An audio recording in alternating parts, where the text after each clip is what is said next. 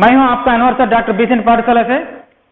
तो बच्चे, तो पिछले वीडियो में हम मतलब रिवीजन वीडियो 1 में जैसे कि हम फॉर्मेटिव असेसमेंट 1 FA1 एग्जामिनेशन के बारे में चर्चा किया है। ऑनलाइन एग्जामिनेशन किस प्रकार होते हैं, पेपर कैसे होते हैं और पेपर पैटर्न के बारे में भी हम चर्चा किए थे। और उसी प्रकार आपको फॉर्मेटिव असेसमेंट FA1 का सिलेबस भी दिया गया है। तो आज हम इस वीडियो में FA1 के जो सिलेबस में रोमन नंबर वाइज कुछ अंशों को किस प्रकार के प्रश्न आएंगे वो सब हम विवरण देंगे। आप ध्यान से सुनिए। तो स्पेशल स्टूडेंट्स के बच्चे एक बार ध्यान से सुनिए। इस कई पर्ची से आपको 3 अंक प्राप्त होने वाले हैं। इससे 3 प्रश्न पूछा जाएगा। उदाहरण के लिए मैं कुछ प्रश्नों को चर्चा कर रहा हूं आपके सामने। कवित्त नामक पाठ के कवि का नाम क्या है? कवित्त नामक इस पाठ के कवि का नाम क्या है? तो ऑप्शन आपको दिया जाएगा ए तुलसीदास, बी कबीरदास, सी पद्माकर, डी मनु भंडारी। तो आपका सही उत्तर होता है पद्माकर, सी पद्माकर। ओके, नेक्स्ट, कवि पद्माकर जी का जन्म कब हुआ? कवि पद्माकर जी का जन्म कब हुआ? ए 1853, बी 1753, सी 1953, डी 2053। तो आपका सही उत्तर होता है 1753, 1753। तो ए आप ऑप्शन को चूजना यानी चूज करना है, सेलेक्ट करना चाहिए। और उसी प्रकार कवि पद्माकर जी के पिताजी का नाम क्या है? ए सोहनलाल द्विवेदी, बी मोहनलाल द्विवेदी, सी मोहनलाल भट्ट, डी आचार्य रामचंद्र शुक्ल। तो आपका सही उत्तर होता है कवि पद्माकर के पिताजी के नाम मोहनलाल भट्ट। तो आपका ऑप्शन है सी होगा, मोहनलाल भट्ट। ओके, और उसी प्रकार प्रश्न इस प्रकार भी पूछे जाते हैं, कवि पद्माकर जी का वंश का नाम क्या है? कवि पद्माकर जी का वंश का नाम क्या है? ये कवीश्वर, बी परमेश्वर, सी महेश्वर, डी चिंतामणि। तो इस प्रकार आपका जो सही उत्तर होता है कवीश्वर। और उसी प्रकार इस पाठ में और बूंदी के महाराज ने बहुत मान सम्मान देकर जयपुर के नरेश यानी जयपुर के राजा ने पद्माकर को कौन सा उपाधि दी है? कौन सा उपाधि दी? ए कविराज शिरोमणि, बी पृथ्वी शिरोमणि, सी सूर्य तिलक, डी पद्मावरण। तो सही उत्तर होते हैं कविराज शिरोमणि। सही उत्तर क्या है? कविराज शिरोमणि। जयपुर के नरेश ने पद्माकर जी को कविराज शिरोमणि का उत्तर दिए हैं। ओके, नेक्स्ट, और उसी प्रकार जो दूसरा प्रश्न मैं पूछता हूं, हिम्मत बहादुर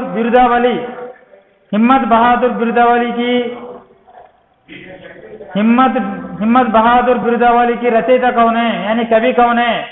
ए तुलसीदास, बी कबीरदास, सी सूरदास, डी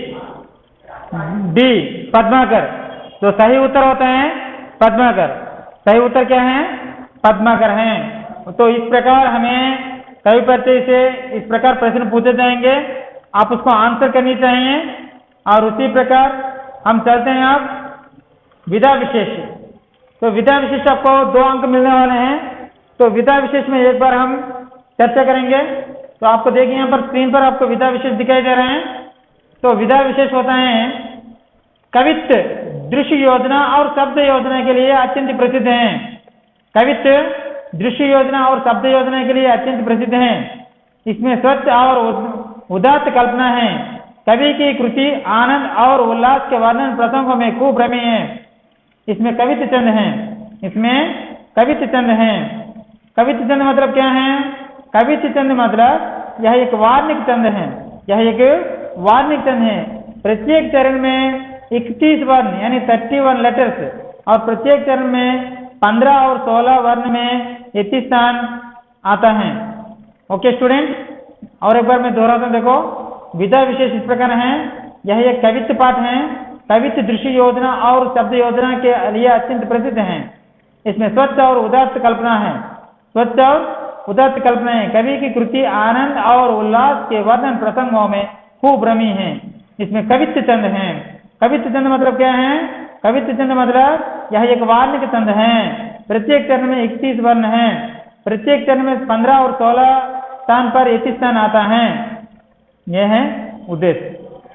तो उद्देश्य पर आपको इस प्रकार प्रश्न पूछे जाएंगे। तो कवित्व पाठ का विधा क्या है? कवित्व पाठ का विधा क्या है? ए कहानी, बी एकांकी, सी कवित्व, डी नाटक। तो सही उत्तर आता है, सही उत्तर क्या है इसका? सही उत्तर सी कवित्व। तो आपको सही उत्तर चुनना है। और इसी प्रकार इस पाठ से इस प्रकार में प्रश्न पूछे जाते हैं। कवि यानी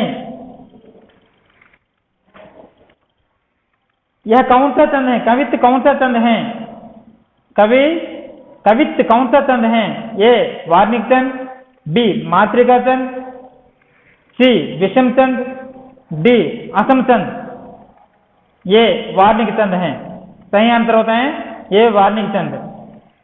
तो इस प्रकार फिर भी इस प्रकार प्रश्न पूछे जाते हैं कि वार्णिक चंद में प्रत्येक चरण में कितने अक्षर होते हैं?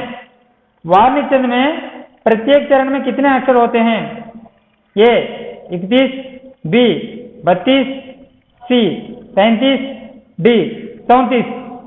आंसर उत्तर होता है ये 31। ओके, और प्रश्न इस प्रकार भी पूछे जाते हैं। दूसरा प्रश्न, वार्णिक चंद में, कवित्व चंद में यतिस्थान कौन से अक्षर पर आता है? ये 15-16, बी 13-14, सी 11-12, डी 9-10। तो इस प्रकार हम सही उत्तर होता है 15 और 16। तो 15 और 16 पर यतिस्थान होते हैं ना, तो सही आंसर को हम सेलेक्ट करना चाहिए। Okay, next. तो इस प्रकार विधा विशेष में आपको प्रश्न पूछे जाते हैं। तो बच्चों, तो एक बार हम इसका जो भावार्थ हम देखेंगे। इसका भावार्थ होता है, आपको स्क्रीन पर एक बार देखिए। औरे बांची गुंजन में गुंजरता धीर बहुत, औरे डौरे जौरन पे बौरन के हवे गए। कहें पद्माकर सु औरे बांची गलियानी, छलिया छबीले छैल और सभी छवे गए। औरे बांची बेहद समाज में आवाज होती, ऐसे ऋतराज के ना आज दिन धोए गए। औरे रस औरे रीति, औरे राज औरे रंग, औरे तन औरे मन औरे वन हवे गए। बौरन को गुंजरते बिहार बन गुंजन में, बौरन को गुंजन बिहार में बन कुंजन में, मंजिल मलारन को गाँव लागत है। कहीं पद्माकर गुमना होते मान होते, प्राण होते प्यारो मन भावनो लगत है। मोरन के शोर घनघोर हो ओरन, हिंडोरन को बंद सभी छावनो लगत है। ने सरसावन में मोह में बरसावन में, सावन में झूलभो सुहावनो लगत है। यह है इसका कविता और इसका भावार्थ हम अभी बताने जा रहे हैं। इसका भावार्थ इस प्रकार है, तो बच्चे ध्यान से सुनिए। तो कवित्व नामक इस पाठ का भावार्थ इस प्रकार है। कवि पद्माकर जी वसंत ऋतु का वर्णन कर रहे हैं। पद्माकर रीतिकाल के सुप्रसिद्ध कवि हैं। तो कवित्व नामक उस पाठ में कवि यहाँ पर वसंत ऋतु का वर्णन कर रहे हैं। तो ऋतुओं का राजा कौन है? वसंत ऋतु है। ऋतुओं का राजा कौन है? वसंत ऋतु। तो वसंत ऋतु का वर्णन कर रहे हैं यहाँ पर। कवि कहते हैं कि वसंत ऋतु अद्भुत है, वसंत ऋतु अद्भुत है, इसकी शोभा निराली है। वसंत ऋतु में आते ही बागों में भ्रमरदल गुंजर करते हैं। वसंत ऋतु आते ही बागों में भ्रमरदल गुंजर करते हैं। पेड़ों की डालियों पर झूले पड़ जाते हैं, आम के वृक्षों पर बौर छा जाते हैं। पद्माकर कहते हैं कि वसंत में गली गली में बहार छा जाती हैं। गली गली में युवक युवतियां बन तन कर निकल पड़ते हैं। पक्षी दल चहचहाते हुए प्रसन्नता की गीत गाते हैं। ऐसे ऋतुराज के दिनों का चित्रण शब्दों के माध्यम से संभव नहीं। वसंत ऋतु का सौंदर्य अनुपम है। इस ऋतु का आनंद, रीति, राग, रंग सब कुछ निराला है। वसंत ऋतु में तन मन व रोम रोम का अद्भुत सुख का अनुभव होता है। प्रकृति खिल उठती है। तो बच्चों, तो यहाँ पर दिया गया था इस कविता में कवि ने पहला जो पंक्तियों में इन्होंने रीतिकाल वसंत ऋतु के बारे में वर्णन कर रहे हैं। तो वसंत ऋतु बहुत निराली होती है। वसंत ऋतु समय में बागों में भ्रमर दल गुंजर करते हैं, पेड़ों पर झूले बने जाते हैं और आम के वृक्षों पर बौर भी जाते हैं, बहुत खुशबू निकलती है। वसंत की गली गली में बाहर छा जाती है। तो गली गली में युवक युवतियां बंटन कर उस समय तो घूमने निकलते हैं। पक्षी दल चहचहा कर प्रसन्नता के गीत गाते हैं। ऐसे ऋतुराज के दिनों का चित्रण शब्दों के माध्यम से संभव नहीं। वसंत ऋतु का सौंदर्य अनुभव में इसका ऋतु का आनंद, रीति, राग, रंग सब कुछ निराला है। वसंत ऋतु में तन मन रोम रोम अद्भुत सुख का अनुभव होता है। प्रकृति खिल पड़ती है। तो कवि द्वितीय कविता में कवि पद्माकर सावन का मनोहर वर्णन किया है।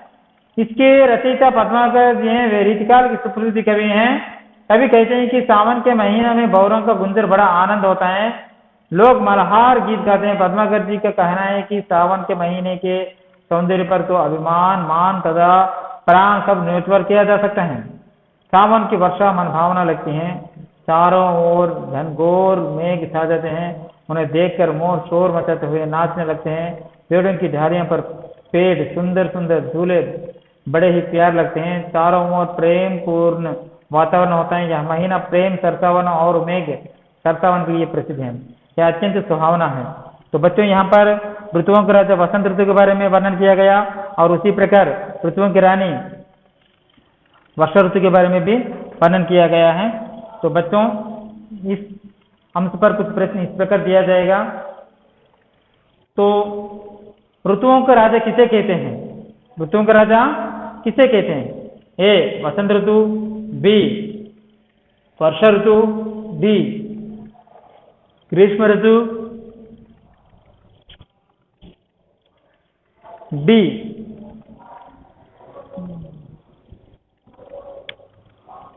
शरद ऋतु। तो इस प्रकार आपको ऑप्शन दिए जाते हैं। तो ऑप्शन में आप सही उत्तर होता है वसंत ऋतु चुनना है। नेक्स्ट बिट इस प्रकार पूछा जाता है, ऋतुओं की रानी किसे कहते हैं? ऋतुओं की रानी किसे कहते हैं? ये वर्षा ऋतु, बी वसंत ऋतु, सी हेमंत ऋतु, डी शरद ऋतु। तो सही उत्तर होता है वर्षा ऋतु।